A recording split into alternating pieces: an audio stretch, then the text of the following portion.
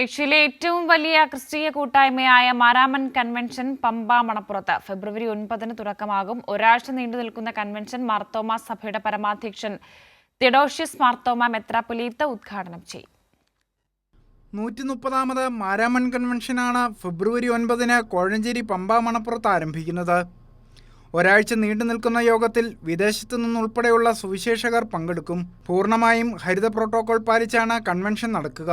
മാർത്തോമാ സഭയുടെ പരമാധ്യക്ഷൻ തിയോഡോഷ്യസ് മാർത്തോമാ മെത്രാപ്പൊലീത്തയാണ് കൺവെൻഷൻ ഉദ്ഘാടനം ചെയ്യുക.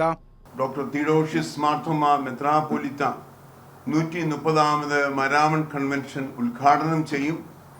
ഒരു പ്രത്യേകത കൂടിയുള്ളത്, അഖില ലോക സഭാ കൗൺസിലിന്റെ general secretary reverend professor doctor Jerry Pillai ഈ കൺവെൻഷന്റെ ആരംഭ യോഗത്തിൽ തന്നെ മുഖ്യ സന്ദേശം നൽകും. മാരാമൺ മണൽപ്പുറത്തേക്കുള്ള താൽക്കാലിക പാലങ്ങളുടെ നിർമ്മാണം അവസാന ഘട്ടത്തിലാണ്. പന്തലിന്റെ പണികളും ആരംഭിച്ചിട്ടുണ്ട്. മാർത്തോമാ സഭയുടെ മിഷണറി പ്രസ്ഥാനമായ സുവിശേഷ പ്രസംഗ സംഘമാണ് മാരാമൺ കൺവെൻഷന് നേതൃത്വം നൽകുന്നത്. കൈരളി ന്യൂസ്, പത്തനംതിട്ട.